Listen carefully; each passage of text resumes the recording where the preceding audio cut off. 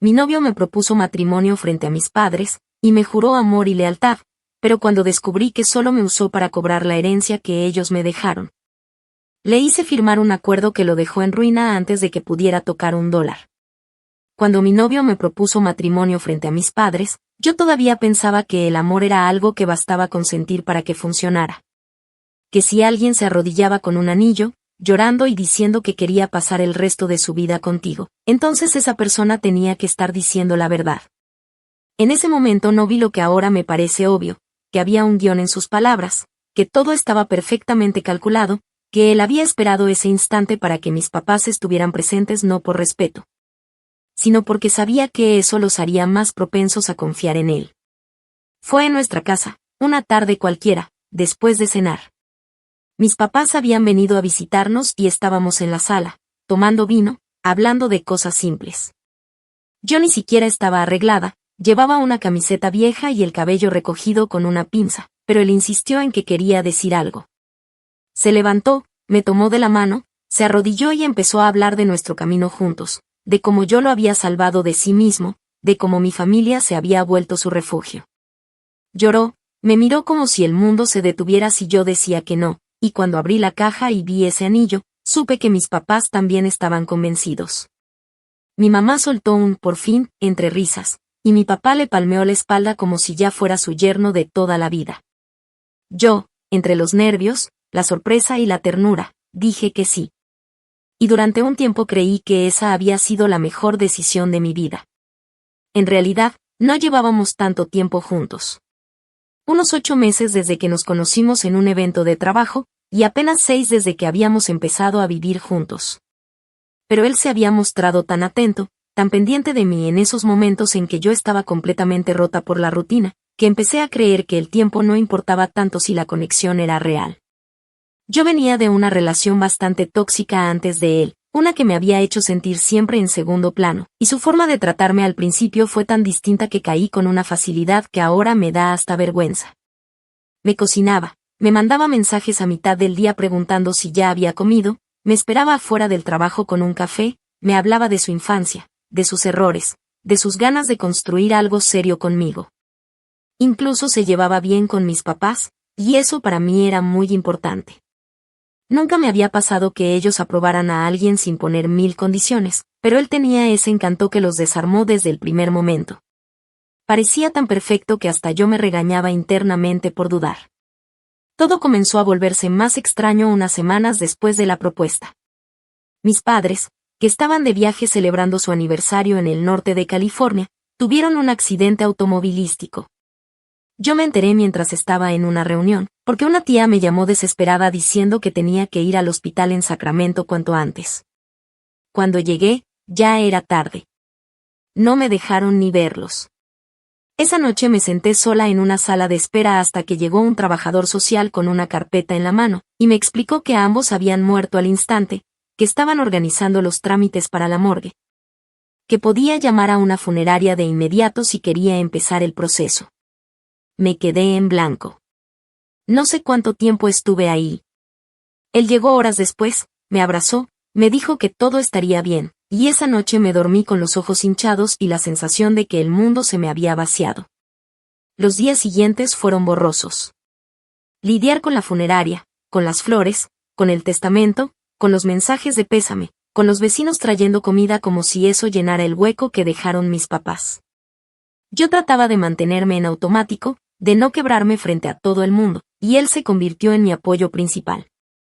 Iba a todas partes conmigo, hablaba con los abogados, contestaba el teléfono cuando yo no podía más, y hasta se ofreció encargarse de la contabilidad de la casa por un tiempo.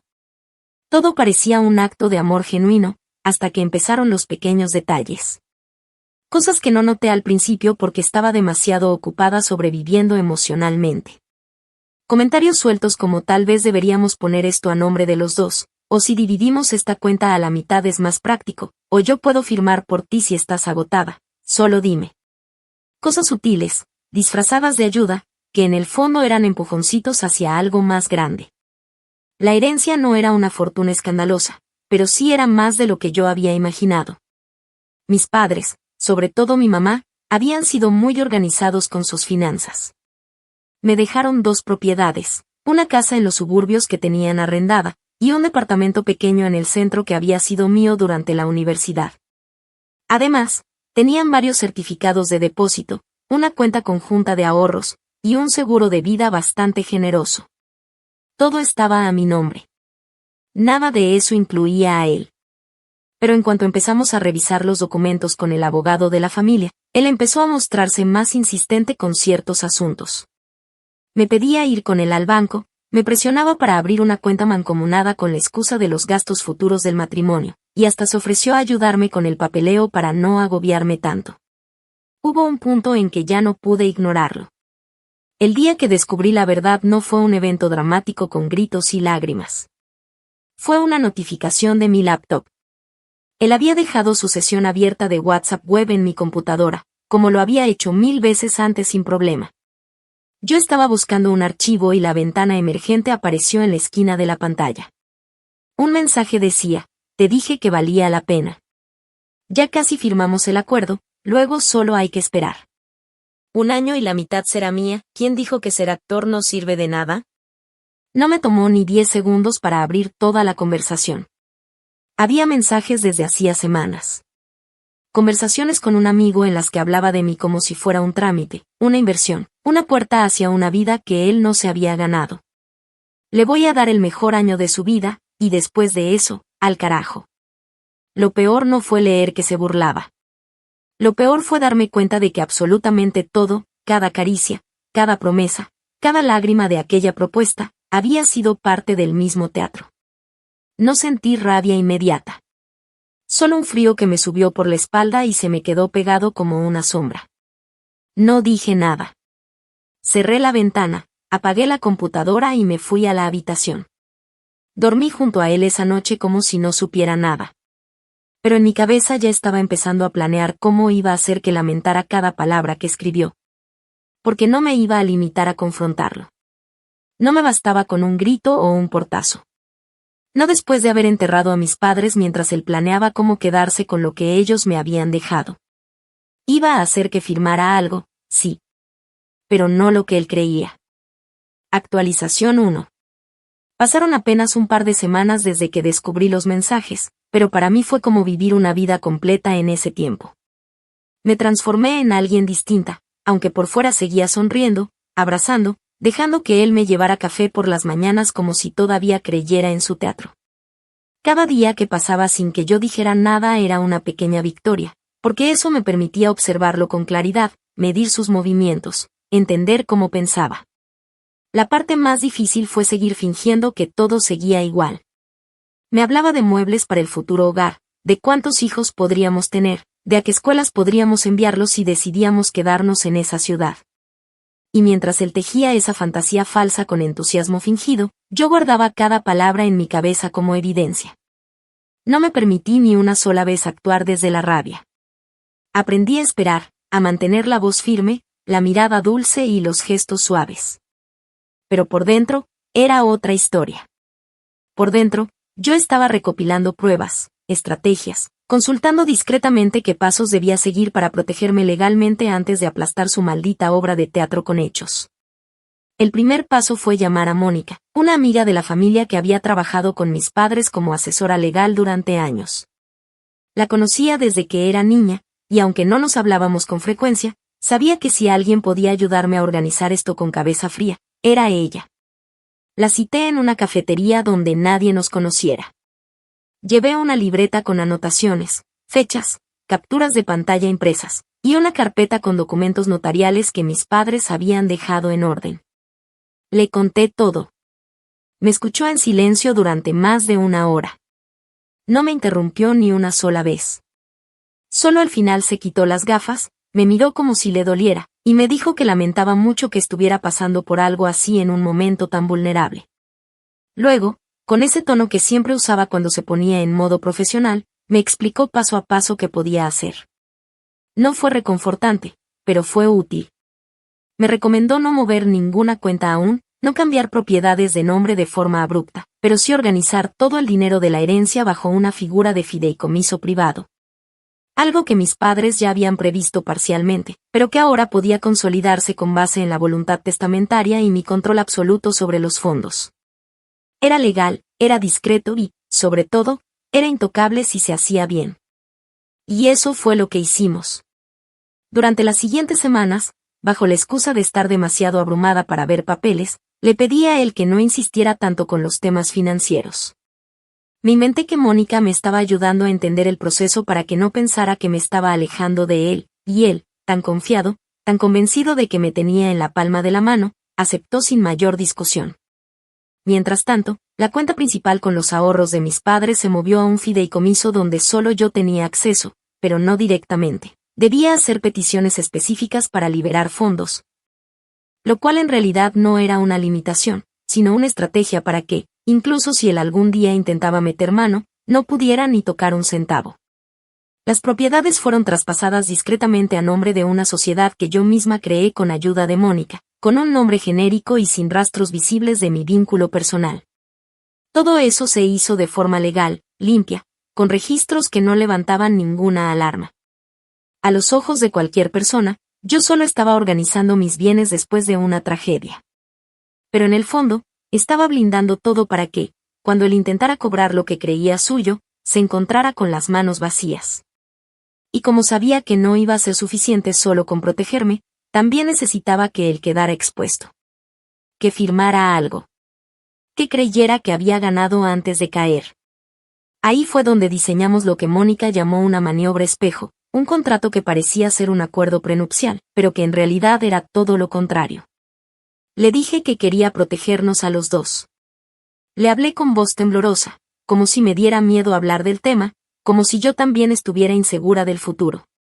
Le dije que después de perder a mis padres me sentía rota, que necesitaba saber que él estaba conmigo no por el dinero, sino porque me amaba de verdad. Y que por eso, para demostrarle que confiaba en él, yo estaba dispuesta a firmar algo que nos protegiera a ambos, donde yo renunciaba a reclamar ciertas cosas si algún día nos separábamos, pero que él también hiciera lo mismo. Así nadie pierde, así nos cuidamos los dos, le dije con los ojos vidriosos. Él cayó como un niño frente a un regalo envuelto. Me abrazó, me dijo que eso solo reafirmaba cuánto me amaba, y que estaba de acuerdo. Firmó sin leer más de 3 párrafos, porque confiaba en mí, o mejor dicho, porque creía que yo seguía siendo la ingenua que había dicho que sí frente a mis padres. Aquel documento, que él pensaba que era una muestra de amor, en realidad lo dejaba legalmente fuera de cualquier reclamo económico relacionado conmigo.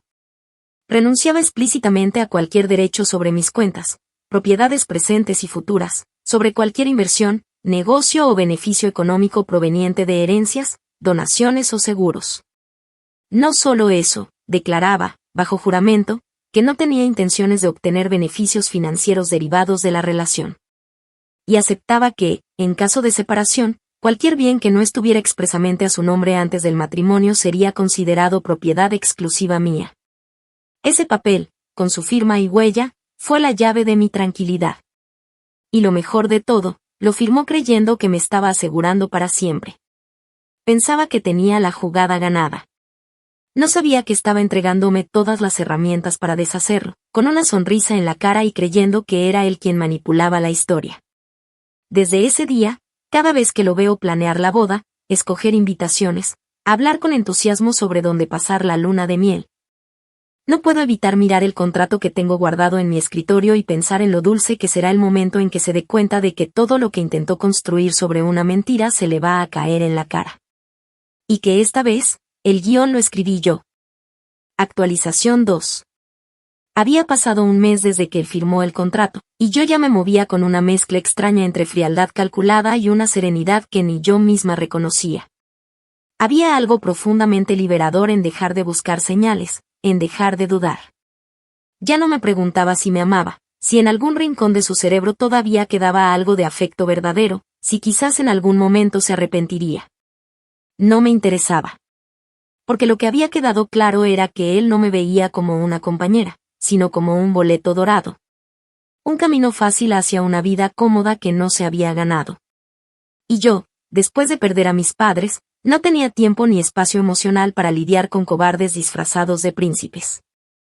Así que me enfoqué en terminar de construir el escenario perfecto para su caída, sin que él siquiera sospechara que ya estaba parado sobre una trampa hecha a su medida. Como parte de su estrategia para mantener su imagen de prometido ejemplar, él había insistido en que compráramos una casa juntos, un nuevo comienzo para nuestra vida de casados. Yo fingí vacilar un poco, le dije que no estaba segura, que quizás era muy pronto, que la herencia de mis padres aún me parecía un tema sensible. Pero luego, como si estuviera cediendo poco a poco a su insistencia, acepté que viéramos propiedades. Visitamos varias, pero yo ya sabía exactamente cuál iba a comprar. Una casa modesta en las afueras de la ciudad, bien ubicada, con jardín y suficiente espacio para aparentar una vida de pareja en crecimiento. Lo que él no sabía era que esa casa ya la había comprado semanas antes a través del fideicomiso, y que legalmente no tenía ningún vínculo con ella. Él creía que era parte de las negociaciones, que aún estábamos en trámites. Le mostré documentos falsos de aprobación preliminar, incluso imprimí simulaciones de contrato de compraventa con su nombre en copia, todo para que creyera que estábamos haciéndolo juntos. Pero en el papel, él no existía. Y en la realidad, esa casa ya era mía y solamente mía. Cuando finalmente se la mostré como opción final, se emocionó como si le hubiera dado el trofeo mayor. Caminó por cada habitación con esa sonrisa arrogante que pone cuando cree que está ganando. Dijo cosas como aquí podríamos poner el estudio o imagina ver a nuestros hijos corriendo por el pasillo, y yo simplemente asentía con cara de ternura. Cada palabra que decía se le grababa más profundo en la garganta sin saber que estaba escupiendo fantasía sobre algo que nunca iba a tener. Incluso me pidió que tomáramos fotos en la cocina, que hiciéramos una publicación en redes para anunciar que habíamos encontrado nuestro hogar. Pero me negué con la excusa de que prefería mantener las cosas en privado hasta firmar oficialmente. Y él, otra vez, tragó entero. Paralelamente, decidí que no bastaba con lo que ya sabía. Necesitaba más evidencia. Así que contraté a un investigador privado, un hombre que había trabajado con el despacho de Mónica antes y que tenía buena reputación por ser discreto y eficaz. Le entregué las capturas de pantalla, las fechas relevantes, la información básica de mi prometido y le pedí una sola cosa, que me diera todo lo que pudiera encontrar sobre su comportamiento, sus relaciones, sus movimientos de dinero, y sobre todo, sus conversaciones con terceros sobre mí o sobre la herencia. Tardó menos de 2 semanas en entregarme el primer informe. Me citó en su oficina y, sin rodeos, me pasó una carpeta con su firma. Dentro había pruebas irrefutables.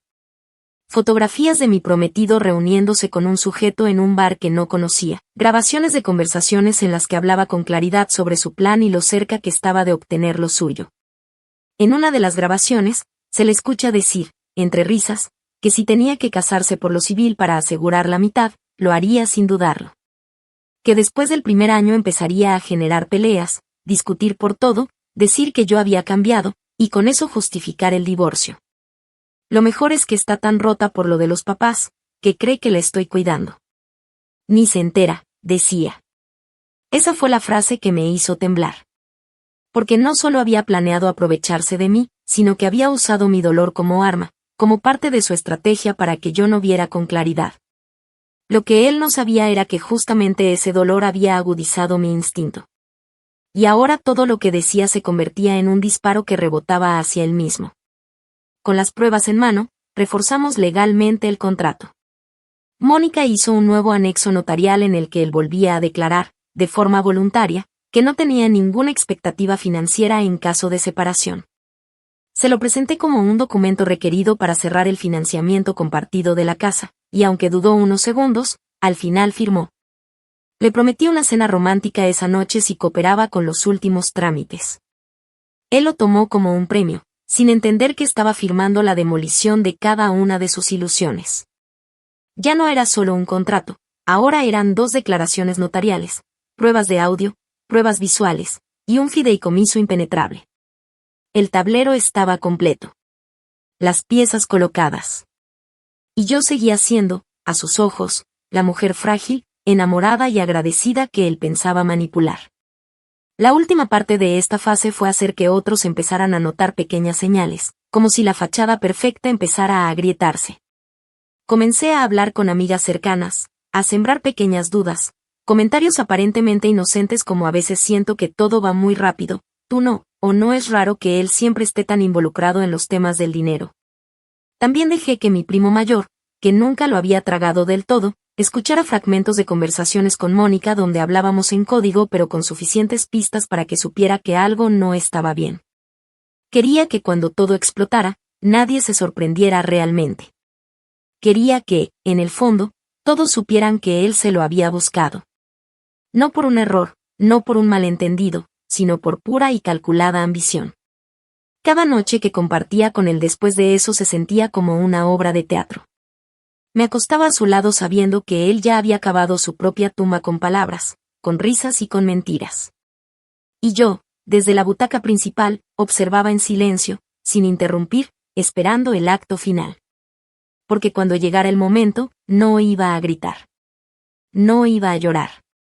Solo iba a mostrarle lo que había firmado, lo que había dicho, lo que había hecho. Y a dejar que se derrumbara, solo, mirando cómo todo lo que creyó suyo se deshacía en sus manos. Actualización 3.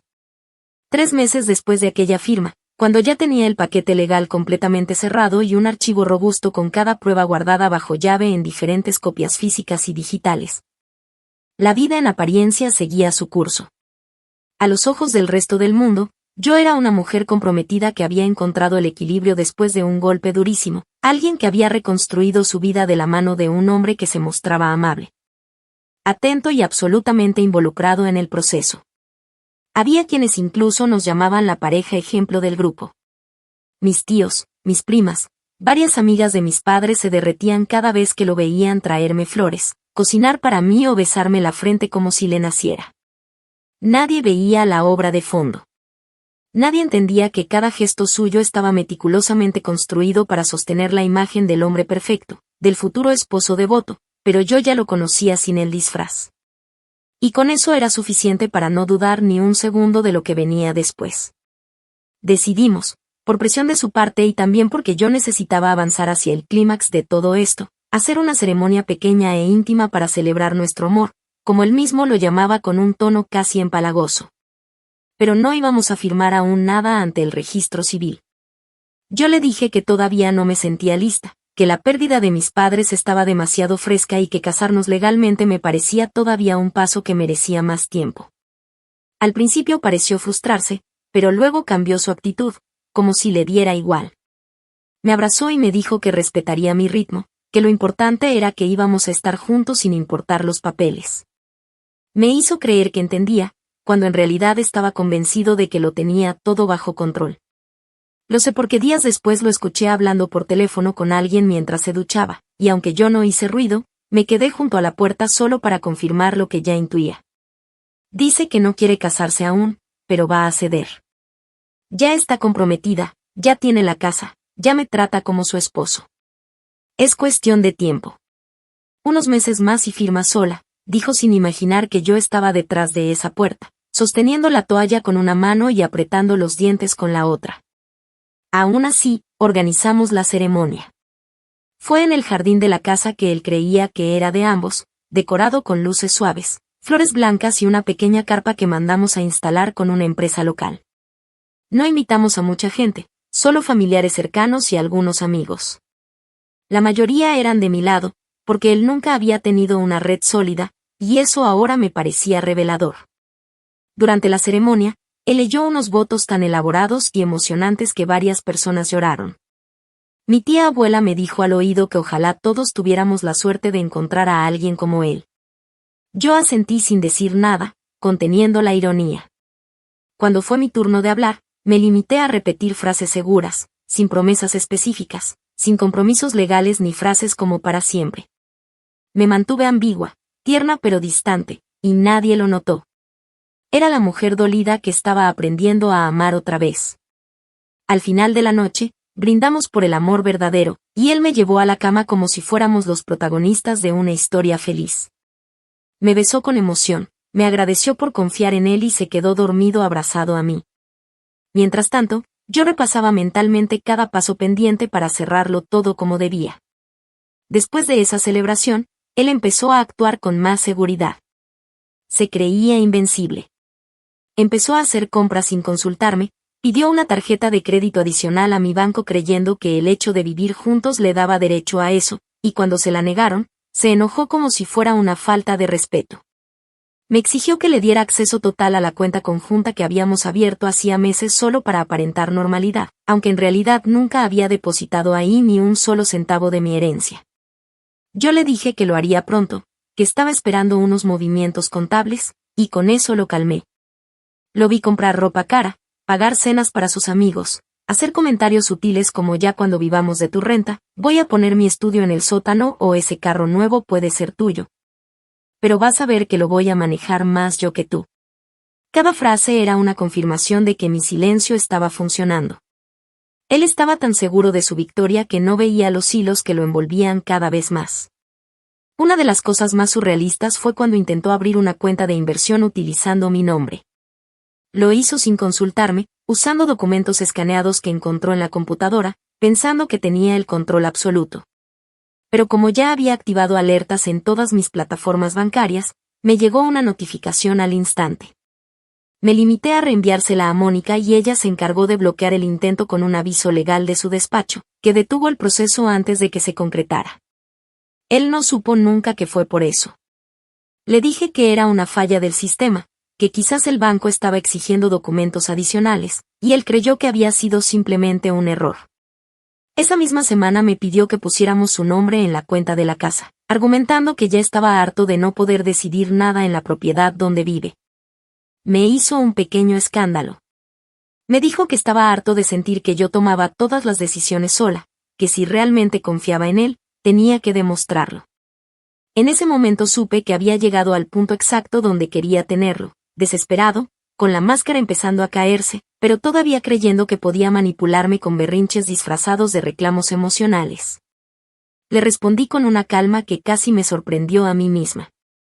Le dije que estaba bien, que lo entendía, que íbamos a resolverlo pronto, que solo necesitaba un poco más de tiempo para organizar todo con la notaría.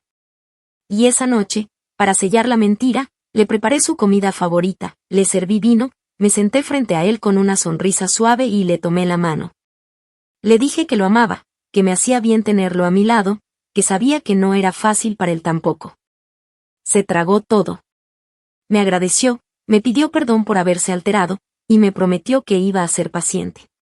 No sabía que en mi teléfono ya tenía un recordatorio programado para activar el siguiente paso del plan, el que iba a terminar de arrasar con lo poco que le quedaba por sostener. Esa noche, mientras dormía profundamente, con la respiración pesada y la mano extendida hacia mí como un gesto inconsciente de posesión, yo abrí mi computadora.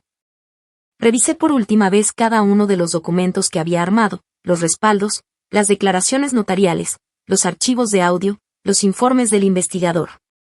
Y entendí que lo único que faltaba era decidir cuándo iba a mostrarle todo. No cómo. Eso ya estaba más que claro. Solo el cuándo. Y esa respuesta iba a llegar muy pronto, porque él mismo, con cada intento de controlar lo que no le pertenece, estaba cavando el escenario perfecto para que yo lo destruyera sin necesidad de levantar la voz. Porque hay venganzas que no se gritan. Solo se firman, se sellan y se dejan caer en silencio, mientras la otra persona mira con horror como todo lo que creía suyo nunca lo fue. Actualización 4. Un salto de casi 6 meses marcó la transición definitiva entre su ilusión de control y mi ejecución final. Ya no me urgía actuar de inmediato porque cada día que pasaba me ofrecía más pruebas, más contradicciones, más razones para confirmar que su presencia en mi vida no solo había sido una farsa cuidadosamente construida, sino un intento consciente de despojarme de todo lo que mis padres me habían dejado con amor, esfuerzo y años de trabajo. Pero lo que él jamás entendió fue que yo, a pesar del dolor, no era una víctima en pausa, sino una mujer que había aprendido a usar el silencio como arma, la paciencia como estructura y el dolor como combustible. Él creía que mi quietud era resignación. No sabía que era cálculo.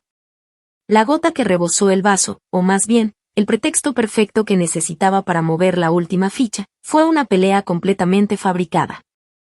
Yo necesitaba generar una ruptura creíble, un punto de quiebre emocional que me permitiera separarme sin levantar sospechas inmediatas, sin dramatismos que lo hicieran ponerse a la defensiva. Así que una noche, mientras veíamos una película en la sala, le dije que algo dentro de mí seguía roto, que últimamente no podía dormir bien, que me sentía invadida por pensamientos confusos y que necesitaba un tiempo para ordenar mi cabeza.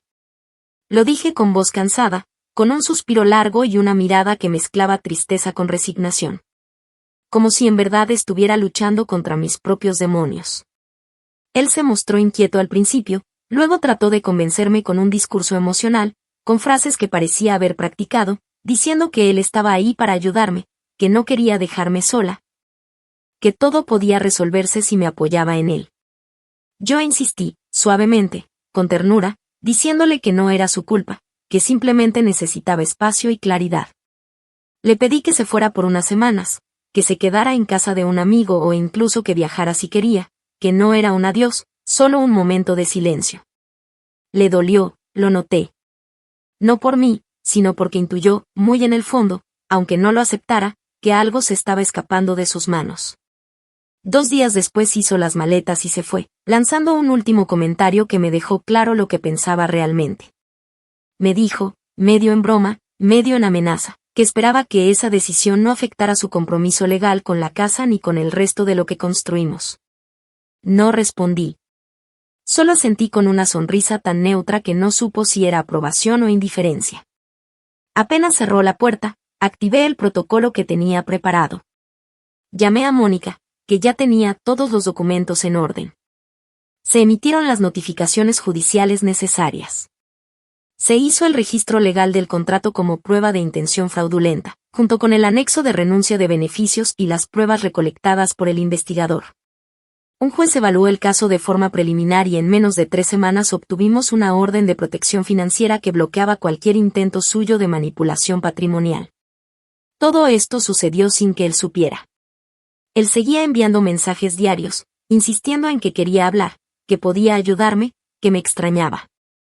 Incluso intentó regresar una tarde sin avisar, pero ya había cambiado la cerradura y mandado la copia del contrato a la policía local como respaldo en caso de intento de ingreso forzado.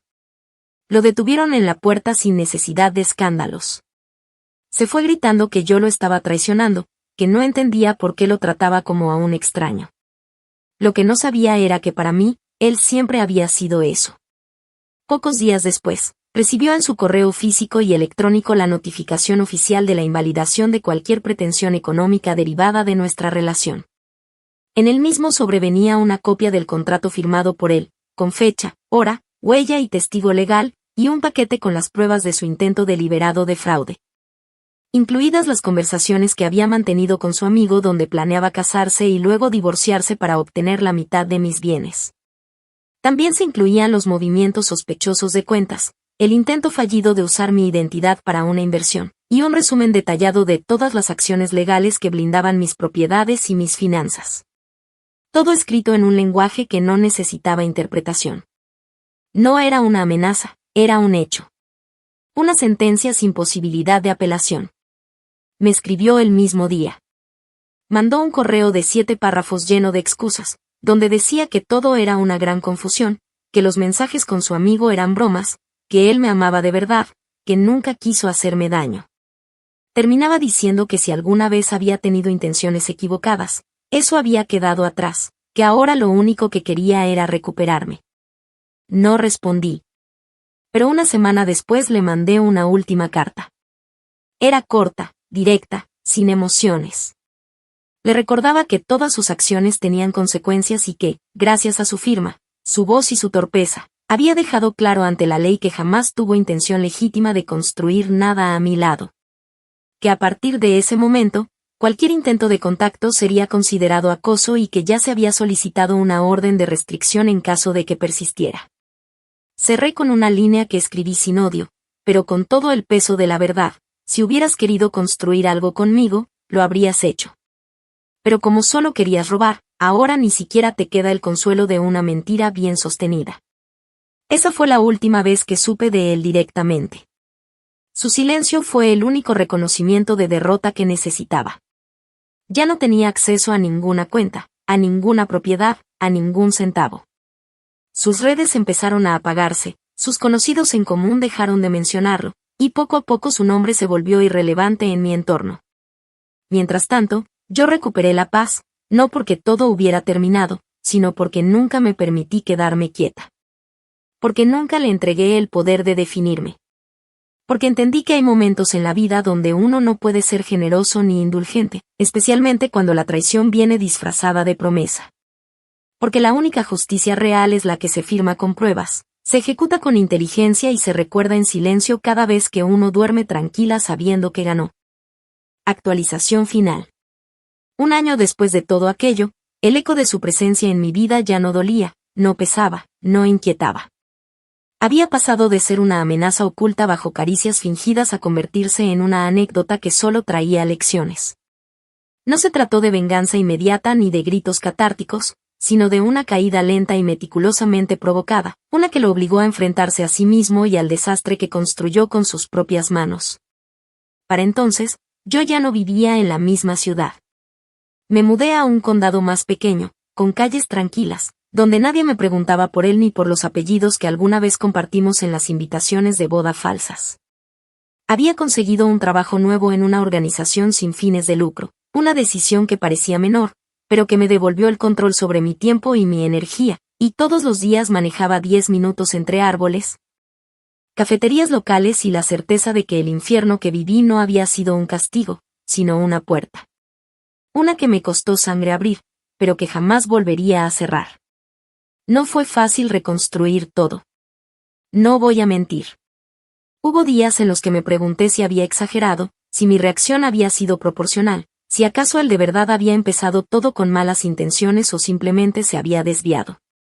Pero cada vez que me tentaba la idea de suavizar la historia, recordaba los mensajes, los audios, las sonrisas falsas que coincidían con el momento exacto en que planeaba dejarme sin nada. Recordaba el funeral de mis padres, donde él se paró a mi lado como si fuera mi roca, cuando en realidad ya estaba haciendo cálculos mentales de cuánto dinero iba a quedarse. Ese pensamiento me bastaba para reafirmar cada paso que di. No me había vuelto cruel. Me había vuelto consciente. El círculo se cerró definitivamente una tarde, cuando recibí una llamada inesperada de una amiga de la universidad que todavía vivía en la ciudad donde todo ocurrió. Hablamos con ligereza al principio, poniéndonos al día, hablando de cosas superficiales como si estuviéramos en uno de esos cafés ruidosos del campus. Pero luego, con esa mezcla de nerviosismo y chisme contenido, me preguntó si había visto el último episodio de un podcast local que se había vuelto popular en redes. Le dije que no, que ni siquiera sabía de qué hablaba. Me pasó el enlace por mensaje y colgamos. La portada del episodio era simple: relaciones por interés, historias reales desde el otro lado del amor. Pensé en ignorarlo, pero la curiosidad me ganó. Lo escuché esa misma noche, sola, con una copa de vino y las luces apagadas. La voz que narraba la historia tenía nombre ficticio, pero todo lo demás era demasiado familiar. Hablaban de un hombre que se había infiltrado en la vida de una mujer en duelo, que se ganó la confianza de su familia, que la manipuló emocionalmente con la intención de apropiarse de una herencia. Narraban los detalles de forma tan precisa: la casa comprada con engaño, los documentos firmados, el falso amor, que no tuve dudas. Alguien cercano lo había contado. Tal vez el amigo con quien se reía por mensaje, tal vez alguna de las personas que trabajaron en la casa, tal vez incluso él mismo en un intento torpe de victimizarse. Pero el resultado había sido completamente opuesto. La historia no lo pintaba como víctima. Lo exponía. Lo ridiculizaba. Lo despojaba de toda dignidad. La conductora del podcast incluso se burlaba de su frase final en uno de los audios: ya casi es mía la mitad, y luego decía que terminó sin casa, sin dinero y, según algunos, durmiendo en el sofá de su madre después de declararse en bancarrota informal. Supe que era verdad porque semanas antes había recibido una notificación del banco informándome que él había intentado nuevamente acceder a una cuenta que ya no existía. Lo bloquearon de inmediato. Yo no tuve que mover un dedo. Desde entonces, supe por otros que había desaparecido del radar. Algunos decían que se había ido a vivir a otro estado. Otros que estaba intentando reinventarse con otro nombre en redes. Lo que sé con certeza es que jamás volvió a contactar a nadie de mi entorno. Y si lo intentó, nadie le respondió. Quedó fuera. Silenciado no por una orden judicial, sino por el peso de su propia mentira. El contrato que firmó, los audios que grabó, la falta de un solo centavo a su nombre, todo lo construyó él. Yo solo lo ayudé a darse cuenta de que cada paso falso había sido documentado. Que nunca tuvo el control, solo el permiso para caminar directo hacia su propia caída. La parte más irónica de todo esto es que él pensó que yo era débil. Creyó que por llorar la muerte de mis padres sería fácil de moldear, de confundir, de manipular. No vio que justamente ese dolor fue lo que me dio la claridad que necesitaba. Porque cuando una lo pierde todo, ya no tiene miedo a perder a alguien. No necesita agradar. No necesita perdonar rápido. Solo necesita justicia. Y si la justicia no llega sola, una la construye. Paso a paso. En silencio. Sin mostrar las cartas antes de tiempo. Ahora vivo en un lugar donde nadie me conoce por esa historia. Soy otra versión de mí, una que no se deja arrastrar por promesas ni por discursos. Una que aprendió que el amor no es suficiente si no viene acompañado de verdad, y que la confianza, una vez rota, no se remienda con palabras dulces. La historia con él no fue una historia de amor. Fue una advertencia. Y también, en su forma más cruda, una liberación.